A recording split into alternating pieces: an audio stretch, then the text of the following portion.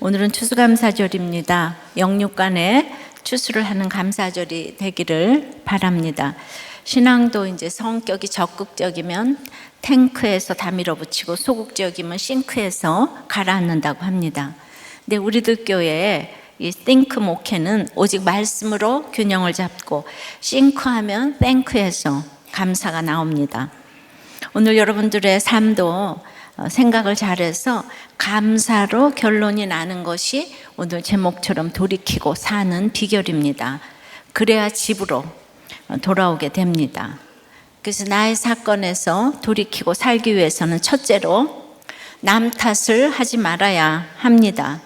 1절서부터 이제 4절까지인데요. 사람은 어떤 사건에서 이렇게 죄를 지적하면 인정을 안 합니다. 내가 누리고 있던 재산이나 명예 등 모든 것을 잃어버릴지 모르기 때문에 인정을 안 합니다. 그러다 코너에 몰리면 이제 남 탓을 하기 시작합니다. 이번 주 국민의 가장 중요한 날인 수능이 있었어요. 시험을 못 봤는데 자기 탓을 안 하고 부모 탓만 한다면 그 부모는 얼마나 인생이 힘들겠습니까? 그렇다고 그 징한 아버지의 죄의 고리를 나는 끊어야 한다고 생각해야 하는데 부모가 싫다면 말이죠. 이것이 어렵습니다. 그리고는 욕하다가 같은 죄를 지어갑니다. 일단 죄를 지으면 바로 살려고 해도 지은 죄가 있는데 나는 이미 베린 몸이야 라고 생각하고 바로 살면 뭐해라는 생각이 듭니다. 그리고 죄를 안 짓고 깨끗해진 다음에 하나님께 가겠다고 합니다. 그리고 지금은 믿을 만한 때가 아니라고 생각하지요. 여러분, 믿음은 감정이 아닙니다. 사람은 죄의 문제를 해결할 수 없습니다. 우리의 과거의 죄의 문제는 아무리 생각해도 내가 해결할 수 있는 문제가 아닙니다. 그럼에도 2절에 아버지가 이제 이스라엘 땅에 관한 속담에 이르기를 아버지가 신포도를 먹었으므로 그의 아들이 이가 시다고 하면 어찌 됨이냐. 그러니까 아버지가 신포도를 먹었기 때문에 내가 이가 시다고 말도 안 되는 아버지 탓을 이렇게 합니다. 여러분, 말이 됩니까? 에스겔 당시에 이스라엘은 우상 숭배로 인해 바벨론 포로로 잡혀가게 되는데, 그러니까 이 전쟁을 겪는 이유가 오직 조상 탓이라고 생각을 했겠죠. 맞습니다. 그래서 이건 너무나 팩트이기 때문에 이건 명백히 조상 탓이야. 부모 탓이니까 이제 의절을 해야 돼. 오늘 간증하신 집사님도 결혼식에 안 왔다고 7년 동안 의절을 했대잖아요. 그러니까 다들 이래요. 남편 탓이니까 이혼을 해야 되고 아내 탓이니까 이혼은 너무나 이제 당연한 거라고 다 생각을 합니다. 그래서 이혼을 했는데 더 힘들어졌어요. 그러니까 4절에 모든 영혼이 다 내게 속한지라 아버지의 영혼이 내게 속한 같이 그의 아들의 영혼도 내게 속하여 나니 범죄하는 그 영혼은 죽으리라. 그러니까 아버지와 아들의 영혼은 하나님께 속했고 지금 범죄하는 영혼만 죽는다고 하십니다. 그러니까 아버지를 탓하고 조상을 탓하지만 그것은 결국 하나님을 탓하는 것이라는 거죠. 죄인의 연좌죄는 없다는 것입니다. 그래서 오늘 5절부터 이제 그 다음 17절까지 세 가지 사람을 얘기를 하는데, 첫째로 의인, 자기가 믿는 사람 잘 산다고 하죠. 두 번째는 아버지는 의인이고 아들은 악인이면 아버지 의인 상관없이 자기가 피값을 이제 치러야 되는 거죠. 그러니까 죽는 거예요. 근데 세 번째 부류는 아버지는 의인인데 아버지는 악인인데 할아버지는 의인이에요. 근데 손자는 할아버지를 따르겠다고 하는 거예요. 그러면 그 손자는 사는 거죠. 이 얘기는 결국 자신의 죄로 죽는 거지 누구 때문이 아니라는 거를 이렇게 길게 설명을 하셨어요. 하나님이 정말 우리 눈치를 보면서 바벨론 포로로 데려가야 되니까 이렇게 설명을 구체하게 하십니다. 죄는 뭔가? 죄는 관역에서 벗어나는 걸 말하죠. 우리 벗어나든지 부족하든지 하여튼 둘 중에 하나입니다. 인생은 다 죄인입니다. 100% 죄인입니다. 적용해 보세요. 여러분의 고난에서 자신의 죄를 인정합니까? 부모 탓을 합니까? 하나님 탓까지 합니까? 그래서 여러분의 입에서 부모가 미워서 의절해야 한다는 얘기를 한 적이 있습니까? 남편 아내가 미워서 이혼을 이렇게 입에 혹시 달고 살지는 않습니까? 스스로 돌이키고 살지니라. 두 번째는 공평하신 하나님을 알아야 합니다. 그러니까 이제 날마다 부모 탓, 하나님 탓하니까 하나님이 불공평하다 이거죠. 어떻게 나한테 이런 일을 주는가? 하나님이 계시다면 이럴 수가 없어. 우리가 주제입니다. 24절부터 쭉 읽어보면은 만일 의인이 돌이켜 그 공의에서 떠나 범죄하고 악인을 행하는 모든 가증한 일대로 하면 살겠느냐? 그 공의로운 일은 하나도 기억함이 되지 아니하리니 그 지은 죄로 인하여 죽으리라. 그런데 너희는 이르기를 주의 길이 공평치 않다는도다. 이스라엘 족속아 들을지어다. 내 길이 어찌 공평치 아니하냐? 너희 길이 공평치 않은 거 아니냐? 26절에 만일 의인이 그 의를 떠나 죄악을 행하고 그로 말미암아 죽으면 그 행한 죄악으로 인하여 죽는 것이요 만일 악인이 그 행한 악을 떠나 정의와 공의를 행하면 그 영혼을 보존하리라. 그러니까 이 쭉 설명하는 얘기는 의인과 악인의 차이는 공의를 행하는가 아닌가 있다고 하는 거예요. 그러면은 이 가장 중요한 공의는 예수 그리스도를 알고 믿는 거예요. 그러니까 예수 그리스도를 믿어야 구원받는 거고, 안 믿으면은 아무리 의인이라도 마지막 한 가지 예수 그리스도를 안 믿으면 죽는다. 이 얘기를 지금 계속 반복해서 하고 계십니다. 그러니까 우리가 하나님이 공의로운 분이 아니고 공평하지 못한 분이라고 한다면 예수님도 믿을 수가 없는 것이, 우리는 예수 그리스도를 통해서만 의인이 되기 때문에 의인이 될 수가 없지요. 근데 주님은 하나님이 완전하게 공의로운 분임을 알았기 때문에, 그러니까 하나님이 의롭단 말이죠. 하나님 100% 옳으시다고요. 그러니까 예수님은 자발적으로 십자가를 지셨고 자기를 죽이려고 한 사람들을 모두 용서했어요. 왜냐하면 하나님은 옳으시니까, 하나님은 공의로우시니까. 그런데 우리는 그 하나님이 공평하지 못하다고 이제 부르짖는 것이 얼마나 가장 큰 죄이고, 내 사건에서 하나님이 공의롭지 못하기 때문에 해석이 안 되고, 그래서 결국 해결이 영원히 안 되는 것이에요. 그러니까 그런 사람의 특징이 계속 교회를 나와도 부모 탓, 형제 탓, 남 탓을 계속 하는 거예요. 그러니까 누구 때문에, 너 때문에, 이런 사람은 지금 하나님이 틀렸다고 계속 불공평하다고 외치는 사람과 똑같다는 거예요. 남 탓하는 게 인생의 주제인데 교회까지 와서도 이제 그런다는 거죠. 그러니까 우리가 살 수 있는 길은 28절에 스스로 헤아리고 행한 죄악에서 돌이켜 떠나는 것만이 반드시 살고 죽지 하는 비결이라는 거예요. 네가 회개하라는 거예요. 그런데 29절에 이스라엘 족속은 이르기를 주의 길이 공평치 않다는도다. 이스라엘 족속아, 나의 길이 어찌 공평치 않냐냐? 너의 길이 공평치 않은 것 아니냐? 그러니까 이스라엘의 이 뿌리 깊은 죄에도 불구하고 에스겔 1장부터 그 죄를 계속 얘기를 하는데, 드디어 이제 너네들이 말 안 들어서 바벨론 포로로 보내는 거다. 그랬더니 지금 하나님이 불공평하다고 계속 그러는 거예요. 이런 뿌리 깊은 죄에도 불구하고 하나님은 반복해서 설명을 해주고 계십니다. 아니다, 나는 공평하다. 네가 공평치 않은 것이다. 왜 이렇게 반복해서 말씀하실까요? 하나님은 100% 옳으시고요. 이렇게 말 안 들어도 포로로 데려가시는 거, 그래도 사랑하시잖아요. 그 제발 성도로서 해석 잘하라고 강력하게 나는 공평하다. 네가 공평치 않은 것이다. 그러니까 하나님의 절대적인 성품에 지금 도전을 하니까 하나님이 강력하게 설명을 하십니다. 적용해 보세요. 여러분에게는 하나님이 공평하십니까? 불공평하십니까? 자, 스스로 돌이키고 살지니라. 세 번째는, 그러니까 내 탓이라고 여겨야 하는 거예요. 23절에요. 주 여호와의 말씀이니라. 내가 어찌 악인이 죽는 것을 조금인들 기뻐하겠느냐? 그가 돌이켜 그 길에서 떠나 사는 것을 어찌 기뻐하지 아니하겠느냐?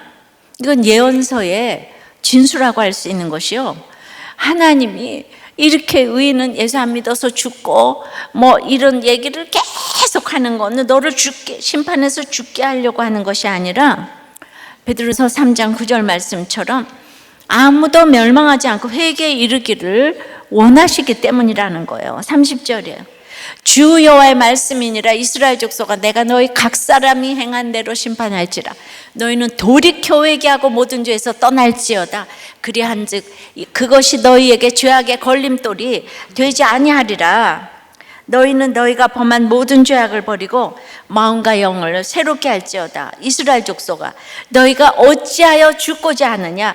주 여호와의 말씀이니라 죽을 자가 죽는 것도 내가 기뻐하지 아니하노니 너희는 스스로 돌이키고 살지니라. 아멘. 그러니까 지금 이제 모든 회개하고 모든 죄에서 떠날지어다. 죄악을 버리고 마음과 영을 새롭게 할지어다. 너희는 스스로 돌이키고 살지니라. 이게 결론인 거죠. 제발 불공평하다 그러지 말고 아비 탓이다 이러지 뭐 아비가 신포도를 먹어서 내이가 시대요. 그러니까 이렇게 말이 안 되는 이 속담을 없어지게 하리라. 그러니까 하나님은 불공평한 분이 아니다. 그러니까 너희는 스스로 돌이키고 살아야 된다. 이것만이 살 길이다. 그 마음과 영을 새롭게 하는 것은 구체적으로 무엇이겠습니까? 에스겔 36장 26절에 또 새 영을 너희 속에 두고 새 마음을 너희에게 주되 너희 육신에서 굳은 마음을 제거하고 부드러운 마음을 줄 것이며 이랬잖아요. 그러니까 부모 탓, 남 탓, 하나님 탓하는 것이 얼마나 완악하고 강팍한 마음이겠어요. 이게 굳은 마음이라면 굳은 마음의 반대니까 남 탓의 반대는 자기 탓이잖아요. 내 탓. 그러니까 남 탓이 내 탓으로 바뀌어야 되는 거예요.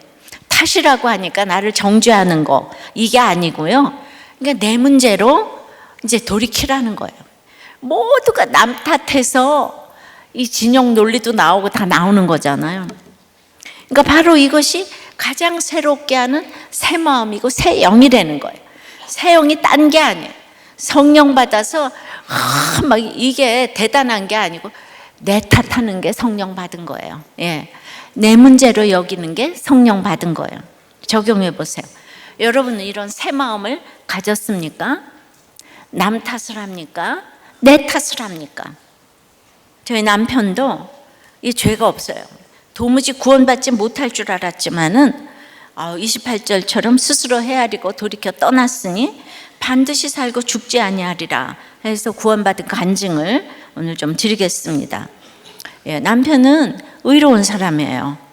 예, 그래서 본인이 죄가 없어요.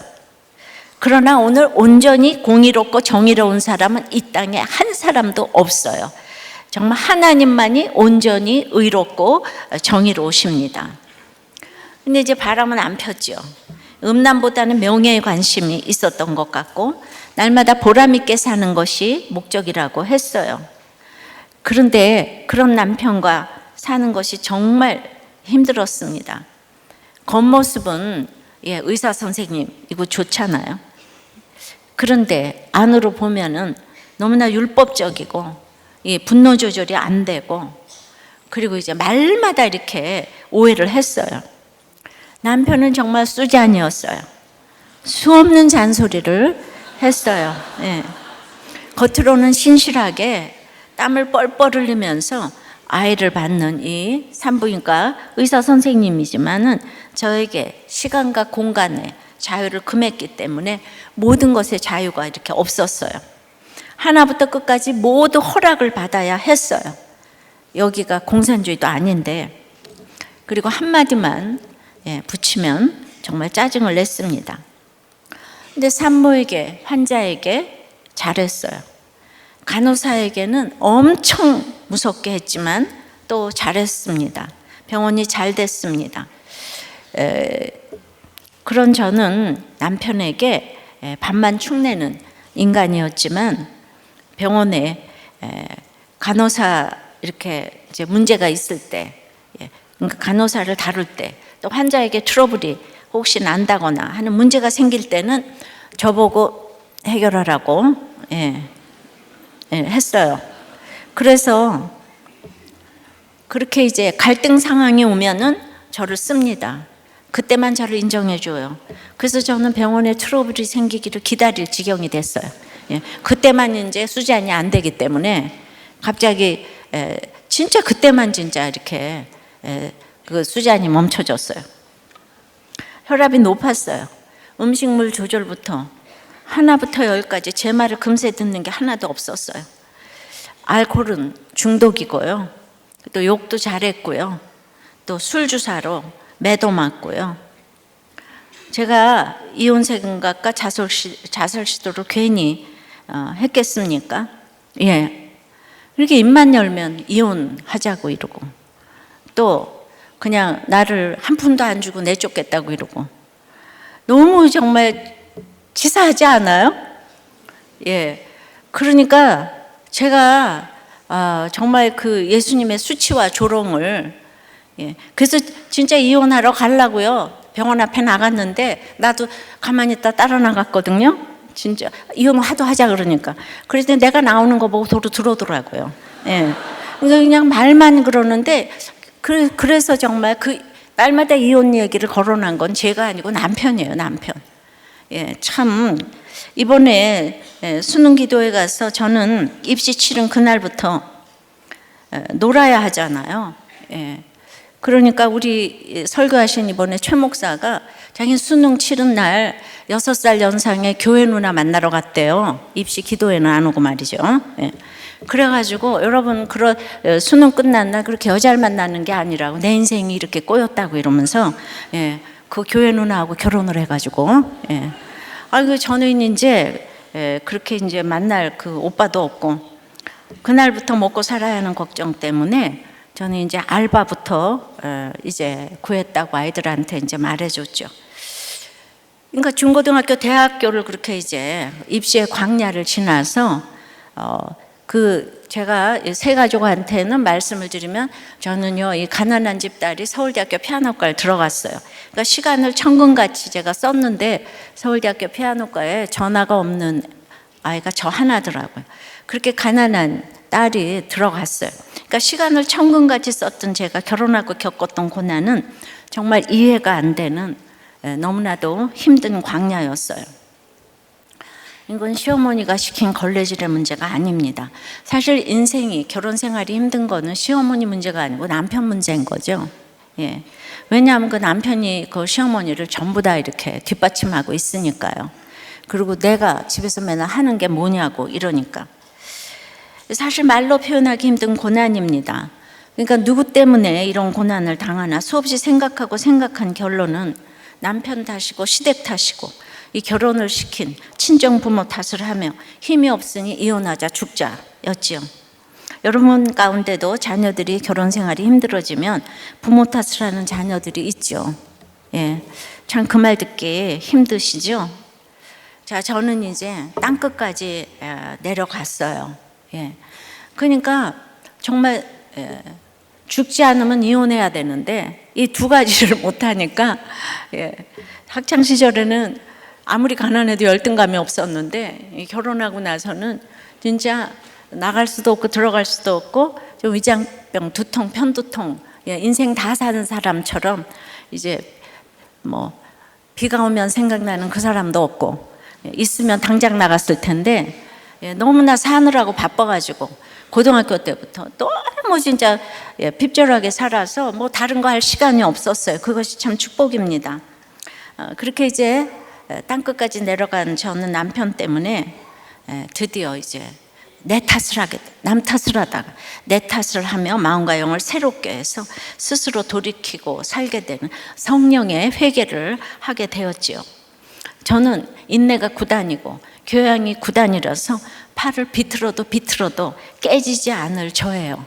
신약과 구약이 듣질 않아요. 하도 착해가지고요. 그래서 이 마음속에 이 속의 이 교만이 얼마나 이제 무서운가를 제가 이제 알게 되고 이 부분은 길어서 생략을 하겠어요. 날마다 큐티하는 여자를 읽어보기 바래요. 회개한 후에 나를 위해 수고한다는 이제 남편이 나를 위해 너무 수고했구나 하게 되고 그리고 남편을 위해서 정말 이 생명을 내놓는 기도를 하게 됐어요. 제가 만난 예수님이 너무 크니까 이 예수님을 남편도 알게 해줘야 되겠다. 그런데 육이 무너지지 않으면 영이 세워질 수 없다는 걸 제가 알았어요. 저도 경험했기 때문에. 그러니까 우리 남편도 육이 무너져 본 적이 없어요. 부잣집 아들이에요. 의사예요. 또 제가 이제 순종도 해주잖아요. 그러니까 제가 우리 남편이 예수 믿을 길은 내가 어찌나 이 예수님이 좋은지 병원이 망해서라도 그가 이 좋은 예수를 알고 구원받기를 바랐어요. 그리고 무엇보다도 우리 남편에게 안식이 생기기를 소망했어요. 인생이 모든 것을 다 누려도 우리 남편에게 안식이 없어요. 기쁨이 없었어요. 병원 개미처럼 일하는데도 그렇게 날마다 이제 술을 마시고 그러니까 이제 그 남편의 구원을 위해서 제가 생명을 내놓고 기도를 하게 되니까 하루하루가 사투를 벌이는 전쟁이었어요. 이래도 네가 생명을 내놓을래? 하는 사건들의 연속이었어요. 그런데 제가 이제 그 큐티를 하다 보니까 오늘 18장 1절부터 30절까지 1절에도 또 여호와의 말씀이 내게 임하여 이르시되 3절에도 주 여호와의 말씀이니라 23절 주 여호와의 말씀이니라 30절 주 여호와의 말씀이니라 32절 주 여호와의 말씀이니라. 그러니까 눈만 뜨면 이렇게 말씀이 임하니까 말씀대로 띵크를 하게 되니까 탱크가 돼가지고 제가 할 말이 없었어요. 이 꿀송이처럼 단 말씀이 임하니까 더 좋은 기쁨이 생겼지요. 그러니까 이 죄의 문제를 해결하지 않고는 안식도 없고 기쁨도 없고 그리고 돌이키고 살 수도 없어요. 그러니까 저의 인생의 팩트만 보면 죽을 수밖에 없죠. 그러니까 문제만 생기면 이혼하고 자살을 하는데 다들 옆에서 나 같아도 못 살겠다 야 이러면서 다 부모가 돼가지고 부추기고 맞다고 하죠. 그래서 그런 말을 들으시면 절대로 안 됩니다. 드디어 하나님의 때가 왔습니다. 이 에스겔 18장을 묵상하는 날인데 그 1절부터 보니까 아비가 신포도를 먹어서 아들이 내 이가 시다고 했는데 남편은 아버지가 우상이에요. 근데 이 우상인 장로님 아버지가 우리 아들을 전도를 안 하는 거예요. 교회를 가라고 하지를 않으시는 거예요.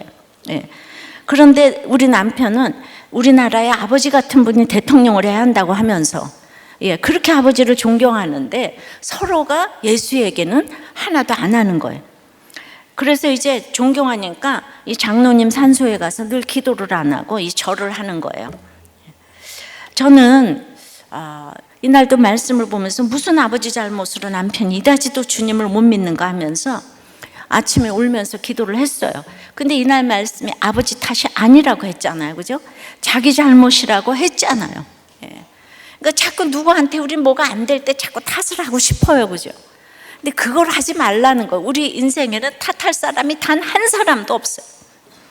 저녁 나절에 남편과 외식을 하기로 했는데 전화가 왔어요. 애들 밥을 먼저 먹이라는 거예요. 저는 토를 달지 않습니다. 왜요? 하고 안 묻습니다.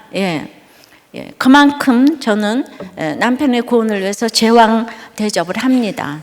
무슨 말인지 모르시겠죠? 밥 먹여라? 그러면 먹여요. 왜 외식한다고 그러고 밥 먹이라 그러냐? 이런 말 안 묻는다고요, 제가. 조금 있다가 또다시 나가서 밥 먹자 그러면 밥 먹였는데 이런 얘기 안 해요. 또 나가서 먹어요. 그만큼 구원을 위해서 생명 내놓고 기도하니까 그냥 우리 남편이 감동할 일만 제가 생각을 해야 되고, 그리고 나는 오늘 이제 생명을 내놨으니까 오늘 죽는다고 생각을 하니까 제가 못 참을 일이 없고, 모든 것이 구원의 시각으로 생각되고 행동하게 되었어요. 남들이 보면 옛날이나 지금이나 똑같이 눈치나 본다 그러겠지만 눈치 보는 거하고 구원을 위한 사랑으로 하는 거하고는 다릅니다. 물론 이제 성품이 좀 그렇게 보일 수도 있겠지만은, 잠시 후에 간호사가 전화를 했어요. 원장님이 퇴근하시다가 다시 들어오셔서 링거 맞고 계시대요. 저는 병원으로 총알같이 이제 갔습니다. 죽을 병도 아닌데 병원도 안 망했는데 기도해줘 합니다. 저는 또 기도해달라는 얘기가 너무 기쁘지만은 또 절대로 표현 안 합니다. 왜냐하면 하지 마 그럴까 봐. 그래서 전 큰 소리로 기도하면 시끄럽다고 할까, 작은 소리로 하면 안 들릴까, 이렇게 칼날위에 물방울 같은 적용을 하면서 기도를 했습니다. 저희 병원에서 할 수 있는 검사는 다 하고 이상이 없다고 그래서 12시에 대학병원으로 옮겼습니다. 이제 결과는 간동맥 파열이에요. 간동맥 파열은 어떻게 해서 그렇게 됐나? 간암 말기에 나타나는 증상이라고 합니다. 우리 병원은 간기능 지정병원이에요. 대민봉사한다고 한 달에 한 번씩 남편은 간기능 검사를 꼬박꼬박 했어요. 우리 집에 간으로 아픈 사람은 아무도 없어요. 예. 그런데 우리 병원은 신생아를 이렇게 다루고 또 산모를 다루기 때문에 그 간기능 지정 시약은 아주 신선하지 않으면 안 됩니다. 그런데 그 완벽주의 남편이 우리 집에 간으로 아픈 사람도 없는데 우리나라 많은 사람 중에 간염 보균자가 많기 때문에 자기가 수술하다가 언제 이게 전염될지 모른다 이러면서 한 달에 한 번씩 꼬박꼬박 검사를 했는데 안 나타났어요. 여러분, 인간의 생사화복은 의사가 아니고 하나님이 주장하십니다. 저는 이 엄청난 얘기를 듣고 남편에게 회개하고 예수 믿고 천국 가지 않으면은 나는 애들 데리고 살 자신이 없다고 중환자실에 뛰어들어가서 이 얘기를 했어요. 근데 우리 남편 너무 효자거든요. 그리고 아이들밖에 몰라요. 이건 다 여자들이 챙겨야 되는데 우리 남편이 아이들 다 사립학교 보내고 자동차도 태워서 데리고 가고 데려오고, 이건 보통 여자가 하잖아요. 근데 저한테 돈을 아무것도 안 주고 못 나가게 하니까 그거 다 남편이 해요. 예. 그렇게 아이들과 부모님밖에 모르던 남편은 제가 가서 울부짖고 얘기를 하니까 사람이 한 번 죽는 건 정한이치인데 왜 이렇게 울고 난리를 치냐고, 이제 봤더니 예수 헛 믿었다고 이렇게 이제 제 걱정을 하기 시작을 했어요. 항상 큐티는 제가 하고 적용은 그쪽에서 합니다. 그러니까 이런 사람이 진짜 힘든 거예요. 식구들은 저를 불러내서 철이 없고 경솔하다고 했어요. 왜 병명을 말해서 살 소망을 끊느냐고 했습니다. 여러분들, 너희 속에 소망에 관한 이유를 묻는 자들에게는 항상 온유와 두려움으로 하고 선한 양심을 가지라고 이제 베드로전서에 있는데, 저는 소망에 관한 이유가 너무 뚜렷하잖아요. 제일 막내지만은 저는 그렇게 얘기했죠. 나는 남편의 구원을 위해서 생명을 내놓고 기도를 해왔는데 나보다 남편을 더 사랑하는 사람이 누구고 남편이 구원이 안 되면 책임질 사람이 누구냐. 이거는 평소에 준비되지 않으면 절대로 할 수가 없는 소리잖아요. 마찬가지로 그날 밤에 중환자실은 돌 지난 아이, 한갑노인 등 수많은 중환자들이 아무도 구원에 관심이 없는 모습으로 있는 것을 하나님은 저에게 이렇게 사진을 찍어 두셨습니다. 구원이 다 액세서리로 여기고 있는 것 같았어요. 제가 회개를 하라고 하니까 남편은 이제 딱 그 병명을 듣는 순간부터 그렇게 부모님과 아이들밖에 모르던 남편이 그때부터 제 걱정을 하기 시작하는 거예요. 그리고 모든 경제권이고 뭐고 아무것도 없었는데 갑자기 저한테 빈몸으로 내쫓겠다고 하던 남편이 이건 여기 있고 저건 여기 있고 저한테 다 알려줍니다. 그 누구도 안 부르고 저한테만 이제 이렇게 다 알려주고, 그러고 나서 시간 이제 산소호흡기하고 수혈, 간동맥이 파열이 된 건 화급을 다투는 일이거든요. 그러니까 이제 산소호흡기 수혈하고 숨을 헐떡이고 있으면서 남편은 용서해 주세요 이렇게 하더라고요. 그런데 저는 성령께서 함께 하시는 회개를 해보았기 때문에 그 말이 하나도 와서 닿질 않았어요. 입으로만 하는 입술로 하는 얘기 같았어요. 하나도. 근데 이제 그러다가 또 남편은 의사가 오니까 중환자실이잖아요. 이 사람 몸이 약하니까 여기서 밤을 새면 쓰러진대요. 내보내달래요. 자기는 지금 사형 선고 받았는데. 아니 평소에 좀 그러지. 어떻게 거기 그 상황에서 그럴 수가 있어요, 그죠? 예. 내가 정말 다시 생각해봐도 어처구니가 없어서 그렇게 막 저만 생각하는 거예요. 그러고는 저는 계속 또 거기서 이제 울부짖고 중환자실 옆에서 기도를 하고 있는데 그 다음엔 또 오니까 이 사람 다리가 아프니 안 나가고 있으니까 다리가 아프니까 의자를 또 갖다가 앉혀달라는 거예요. 그러니까 자기가 의사니까 그렇게 얘기를 할 수가 있었나 봐요. 우리는 야곱이 야복나루에서 씨름하듯이 영육의 대화를 이렇게 했습니다. 그런데 이제 새벽 5시가 되자 남편이 목사님을 찾았어요.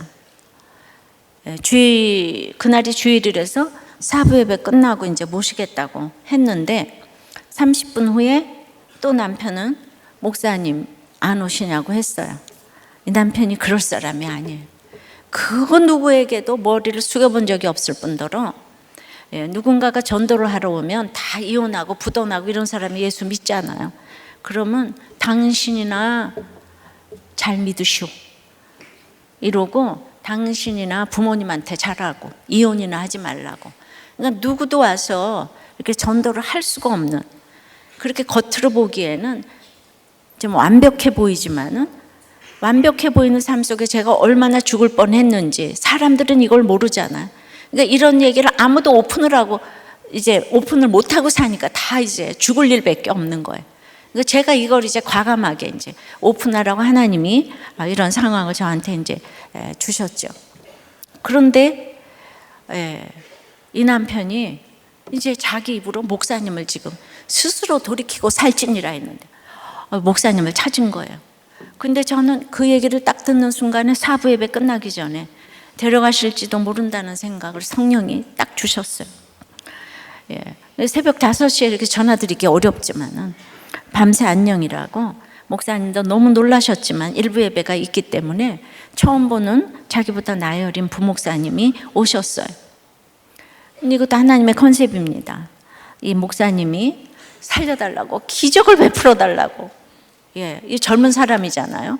근데 그렇게 기도를 하시지 않고 손을 딱 잡고는 오늘 밤 천국문 앞에 서셨습니다. 거기 어떻게 들어가시겠습니까? 이렇게 물었어요. 근데 산소호흡기 달고 수혈에 매달려 있던 남편이 교만했던 남편이 예수 이름으로요 이렇게 대답을 하는 거예요. 예수 이름. 오늘 18장에 예수 이름으로만 구원받는다고 했잖아. 부모고 뭐고 다. 그러면서 제가 믿음이 없어서가 아니라 죄가 많아서 교회를 갈 수가 없었습니다. 목사님, 혹시 제 직업을 아십니까? 목사님은 고개를 끄덕거렸어요. 남편은 산부인과 의사로 그 당시는 가족계획이 국가 정책이었고 무자식 상팔자가 펴웠으며 아무도 죄의식이 없이 잘 살아보세가 영육간의 슬로건이었기 때문에 가책도 없었어요. 나라에서 그걸 장려를 했잖아요. 그래서 이 나라가 이렇게 지금 벌을 받는 것 같아요. 자녀 이제 절벽, 인구 절벽 시대가 왔잖아요. 그죠? 그런데 역시 장로님 아들이라서 그것이 너무나도 괴로웠던 것 같아요. 너무나 괴로워서 그렇게 술을 마시지 않으면 잠을 잘 수가 없다고. 그리고 이제 그런 수술을 하면 너무 이제 끔찍스럽다고 그런 얘기를 이제 했었어요.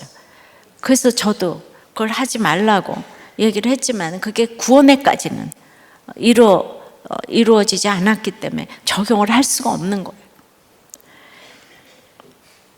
그러니까 남편은 이제 목사님에게 그런데 이렇게 매를 맞았습니다. 회복시켜 주셔도 감사하고 회복시켜 주시지 않아도 할 말이 없습니다. 남편이 그리도 괴로운데 저는 늘 성경만 보고 있으니 남편이 막 성경을 찍고 그랬어요. 그러니까 그런 보인 태도가 그 괴로움 때문이었다는 것을 이제 알게 된 거죠. 목사님은 우리 중에 행위로 천국 갈 사람이 누가 있겠냐고. 계란이 5개 중에 1개가 썩어도 알고는 그 계란으로 만든 빵을 못 먹는다. 10,000개 중에 1개가 썩어도 알고는 그 만든 빵을 못 먹는다고. 우리는 행위로 천국 갈 사람이 없다고. 나를 위해 죽어주신 예수님을 믿기만 하면 우리는 이제 천국에 갈 수 있는 거라고. 그래서 이제 이 예수님을 영접하시겠는가 고개를 끄덕였습니다. 남편은 목사님을 따라서 영접 기도를 했어요. 장로 아들이 교회를 나갔었을 텐데, 어렸을 때. 그냥 병원 개업하고 교회를 안 나갔어요. 자기가 주도해서 낙태 수술을 하니까 나갈 수가 없었던 것 같아요. 45년 만에 영접 기도를 했습니다. 주 예수님, 저는 죄인입니다. 지금까지 세상이 저희 주인이었습니다. 이제부터 나를 위해 죽어주신 예수님을 제 인생의 주인으로 영접합니다. 그리고 부활하신 주님을 믿습니다. 연약한 인생입니다. 불쌍히 여겨 주시옵소서. 남편이 구원받는 순간이었습니다. 저는 그 순간을 영원히 잊지 못합니다. 우리들 교회는 저의 이 구원 간증 때문에 모두들 구원 때문에 애통해 하시고, 그래서 병상세례, 영접 신방이 정말 많고, 그리고 특별히 우리가 부흥회를 한 적은 한 번도 없지만은 1년에 2-3번 하는, 그냥 주일 예배 때 하는 이 전도대회에 오늘 이제 여러분들이 이렇게 오셨습니다. 남편은 저에게 가장 먼저 용서를 구했어요. 그렇게 자기 같은 남편이 없다고 그러더니 예수 믿는 것 때문에 정말 제가 핍박을 많이 받았는데 용서를 구하고, 친정 아버지에게는 아들이 없는 집에 와서 아들 노릇 못했다고 용서를 구했어요. 그리고 시댁 식구에게도 미워서 비판한 거 아니라고 용서를 구했습니다. 이제 목사님이 가셨어요. 그랬더니 저에게 우리 병원에 가서 할 일을 지시하면서 나는 오늘 12시에 이 산소호흡기 수요를 다 뗄 거라고. 그래서 병원비 가져오라고 이렇게 저한테 얘기를 하는 거예요. 저는 이제 그것 때문이라기보다는 이제 우리 병원에 갔다 오라 그래서 그 마지막 부탁을 들으러 병원에 갔어요. 근데 우리 병원도 입원 환자 다 퇴원해서 한 사람만 퇴원하면 되도록 완벽하게 정리가 되어 있었습니다. 1시간 만에 돌아온 저를 보고 남편은 너무 잘했다고 칭찬을 해줬어요. 큰일은 작은 일부터 하는 거라고 이렇게 하면서 3번이나 칭찬을 해줬어요. 그리고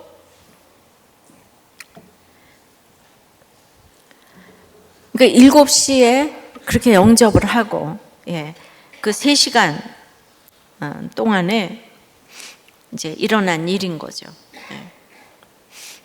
할 일 지금 다 했는데 그 다음에는 자기의 장례식을 내가 치르게 돼서 참 미안하지만은, 그때가 이제 명절 전이었거든요. 그래서 이제 간호사들 다 이제 휴가 가기로 했는데 사무장 데리고 간호사 휴가 다 반납시켜서 자기가 없어도 장례식 잘 치르라고, 걱정 말라고. 완벽한 구원이었어요. 그리고 정말 소풍 가는 것처럼, 내가 안 된 것처럼 그렇게 이제 걱정을 이제 했습니다. 저는 이제 진짜 구원의 모습이 그런 거라는 거를 봤어요, 제가. 근데 제가 여러분에게 드리고 싶은 말씀은 이거예요. 남편은 쓰러진 후에 정말 제 걱정만 하다 갔어요. 그렇게 부모님 자식 찾다가 영접도 하고 구원도 받고 자신의 장례식까지 나에게 이렇게 시킬 것을 다 지시하고 갔는데 어떻게 그럴 수가 있을까? 예. 그러니까 제가 생명을 내놓고 기도한 것들을 우리 남편은 지금 눈여겨 본 거죠. 예. 저것이 어떻게 죽지도 않고 저러고 살 수 있나라고 생각했던 것 같아요. 그 병명을 듣는 순간에 100% 저를 신뢰를 하고, 그냥 모든 거는 이제 이게 나한테 이제 모든 것을 생각하면서, 이보다 저를 더 사랑할 사람이 있겠습니까? 근데 제가 그 하루가 안 되는 시간에 우리 남편의 태도를 보면서 병명을 듣는 순간부터 처음부터 끝까지 지금 예수 그리스도를 믿은 사람의 태도죠. 예, 구원받은 사람의 태도예요. 그리고 내가 저기 개업이로서 밤잠도 못 자고 지금 밤에는 산모받고 낮에는 외래, 그래서 어디 해외 한 번을 못 나갔으면 내가 왜 이렇게 죽어? 그 얘기 한 번 해야 되잖아요. 그런데 하나님은 저의 기도를 정말 신실하게 응답하셨고, 내가 죽어도 그렇게 죽었으면 좋겠다는 완벽한 그 모델을 이렇게 보여주셨는데, 네. 그런데 제가 남편을 너무 모르는 거잖아요. 그런 남편과 저는 수없이 이혼을 생각하고 자살까지 시도를 했잖아요. 얼마나 기가 막힙니까? 사람이 이렇게 변할 수 있는데 말입니다. 그리고 죽을 때는 정말 진심이라고 하잖아요. 예. 그 사람이 사랑한 사람은 정말 나밖에 없다고 해도 과언이 아닌데, 그런 예수만 믿으면 이렇게 다른 사람이 되는 건데, 제가 정말 그 사람을 모르는 거잖아요. 그래서 그때부터 제가 절대로 이혼하지 말고 죽지도 말라고, 살아서 이걸 외치라고 저에게 사명을 주셨다고 생각하는 거죠. 제가 생명을 내놨는데 우리 남편 데려가셨으니까 저는 이 사명을 이제 감당해야 되는 거예요. 저는 그때 30대예요. 30년이 지났어요. 이 간증을 할 때마다 제가 어떻게 그런 기적이 일어났을까 생각을 해서, 저는 세상으로 길이 많이 열려 있었지만은 이 사명을 감당하느라고 지금까지 오고, 저 같은 사람도 이렇게 이혼을 생각했는데 여러분들 가운데 아무것도 아닌, 정말 저에 비하면 아무것도 아닌 거 가지고 날마다 이혼을 하고 정말 죽는다 그러고, 부모 탓을 하고 아내 탓을 하고 남편 탓을 하고, 바람을 피우면 어떻고 매를 좀 맞은들 어떡하. 제일 중요한 거는 가정을 지키는 게 가장 가치 있는 거예요. 그거보다 더 가치 있는 건 이 세상에 없어요. 이게 1순위인 거예요. 가정을 지켰다는 것만으로도 자녀들에게 최고의 예단과 혼수를 준비해 주는 거예요. 그리고 그렇게 내가 우리 남편이 그랬는데 어떻게 갈 때 그런 태도를 보일 수가 있겠냐고. 이건 하나님이 하시는 일입니다. 스스로 돌이키고 살면 어떤 사람도 이렇게 변할 수 있는 거예요. 그걸 못 믿어서 자꾸 하나님 탓, 부모 탓, 남 탓하면서 죽는다 그러고 이혼한다 그러고, 이게 왜 목사님이 그게 이혼하고 죽는 얘기 아니야. 그게 다예요. 이혼 안 하면 우리나라 잘 살아요. 이혼에서부터 모든 게 출발이 되는 거예요. 우리들 교회를 보니까 진짜 그렇네요. 제 사명은 가정중수 말씀 묵상이에요. 예. 그래서 그날 이사만 가도 여행만 가도 안 하는 큐티를 남편의 시신 앞에서 했어요. 그것이 오늘 읽은 에스겔 18장입니다. 27절 8절에 만일 악인이 그 행한 악을 떠나 정의와 공의를 행하면 그 영혼을 보존하리라. 그러나 하필이면 영접한 날 데려가시는 거는 너무 이제 공평하지 않다는 말이 제 입에서 나올 수밖에 없었어요. 나는 학생회 때, 며느리 때, 아내 때에 순종을 했는데 왜 나에게 이러시냐고, 나에게 이게 너무 혹독하시다고, 공평하지 않으시다고 했어요. 그러나 남편이 예수님을 영접한 것은 의로운 일이지만은 남편을 천국으로 데려간 것은 더 공평하다고 하시는 거예요. 28절에 그가 스스로 헤아리고 그 행한 죄악에서 돌이켜 떠났으니 반드시 죽지 아니하리라고 구원받은 걸 확증해 주셨습니다. 23절에 내가 어찌 악인의 죽는 것을 조금인들 기뻐하랴. 그가 돌이켜 그 길에서 떠나 사는 것을 어찌 기뻐하지 아니하겠느냐. 이 말씀이 없다면 29절에 그런데 이스라엘 족속은 이르기를 주의 길이 공평치 않다는도다. 이스라엘 족속아 나의 길이 어찌 공평치 아니하냐. 너희 길이 공평치 않은 것 아니냐. 이 말씀을 제가 어떻게 감당했겠습니까? 내가 왜 그 남편이 스스로 돌이키고 사는 걸 내가 왜 기뻐하지 아니하겠느냐고. 근데 이 일은 공평하시다고 하는 거예요. 이 우리 남편 간 날에 이제 큐티 내용입니다. 마지막까지 구원받지 못하고 얼마든지 갈 수 있었지만은 이렇게 직전에 스스로 헤아리고 돌이켜 떠났으니 이게 얼마나 기적입니까? 전적인 하나님의 공평하심이에요. 사는 것도 죽는 것도 하나님의 공평하심입니다. 한 가지 의를 행하고 즉 예수 그리스도를 영접하고 사는 것이 사는 길이고 천국 가는 길이라고 합니다. 저는 남편이 천국 간 그날 큐티 노트에 할렐루야 남편이 구원되었다. 그리고 느낌표 수십 개를 이렇게 썼습니다. 우리가 그렇게 주홍같이 붉은 죄에도 예수만 믿으면 산다고 오늘 말씀을 드리는데 제가 정말 왜 이렇게 눈물로 이 간증을 하는가 하면은 항상 이제 남편이 대신 같다 이 생각이 있는 거예요, 저한테.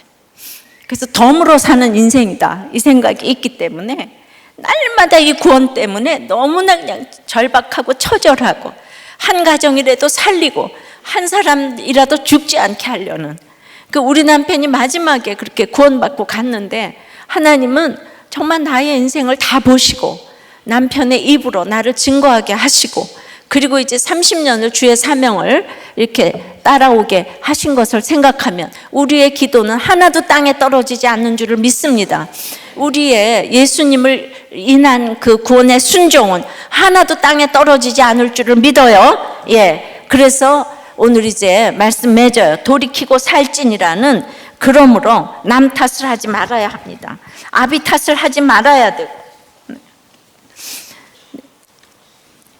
서로 배우자 탓을 하지 말아야 하고 하나님 탓을 하지 말아야 돼요. 하나님 탓을 하는 게 얼마나 큰 죄인지 모릅니다. 왜냐하면 하나님은 공평하시기 때문이에요. 그러니까 남 탓을 이제 내 탓으로 여기는 여러분들이 되시기를 바랍니다. 진정한 감사는 하나님을 알아야 할 수 있는 거예요. 하늘 가는 밝은 길을 알아야 조상 탓을 안 할 수 있는 것입니다.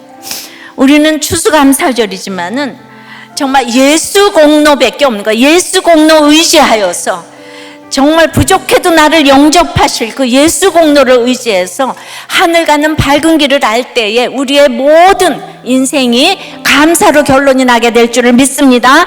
찬양하고 기도하겠습니다.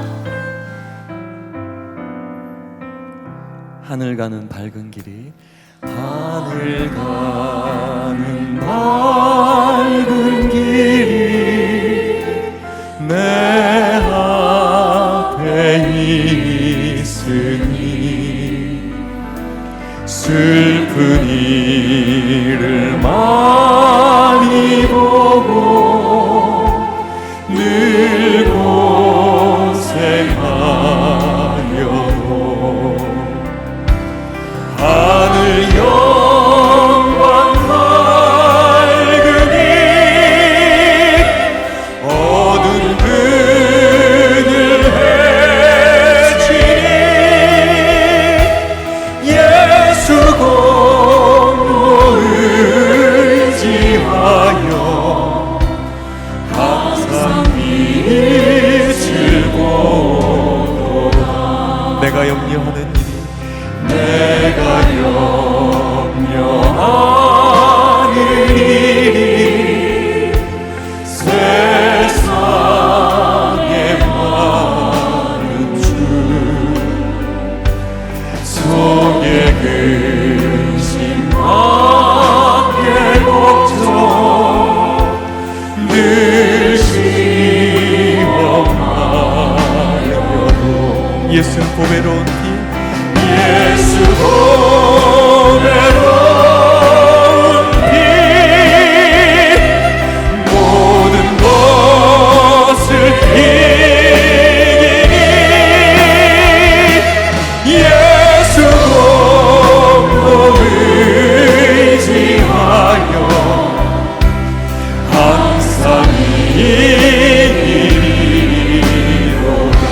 내가 천성 바라보고 내가 천성 바라보고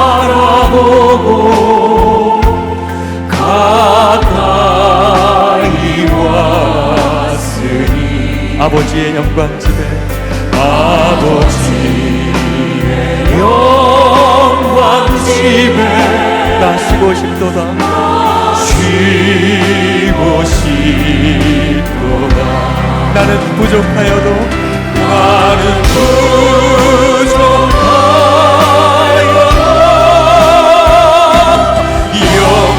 영접하실 것이니 영광 나라 되시니 우리 구주 예수라.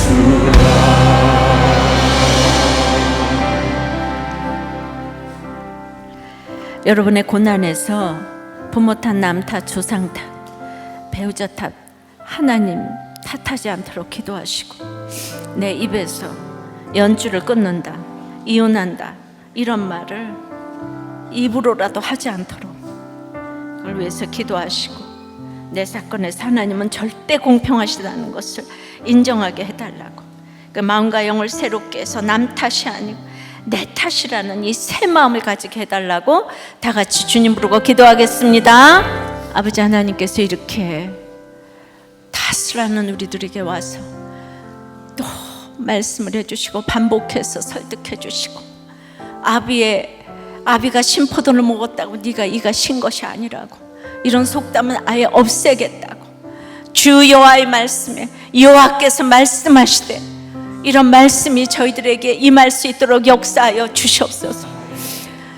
저희 남편이 스스로 돌이키고 그 모든 행한 죄악에서 돌이켜 떠났으니 정령 살고 죽지 아니하리라 그렇게 천국 간 것을 확신해 주셨지만은 저는 왜 이렇게 거듭난 영혼으로 하루를 살아보지 못하게 하시고 일주일이라도 살아보지 못하게 하시고 그렇게 데려가시는가 너무나 불공평하다고 이 세상에 정말 더할 수 없는 사랑을 보여주고 왜 데려가냐고 하나님 너무 불공평한 거 아니냐고 하나님은 내 남편이 예수 그리스도를 믿어 이렇게 구원받은 것도 공평하지만 천국에 데려간 것은 더 공평하다고 그렇게 말씀을 해주셔서 하나님의 말씀이 사력과 운동력이 있어서 제 혼과 영을 찔러 쪼개서 아버지 안에 이것이 믿어지도록 하셨습니다.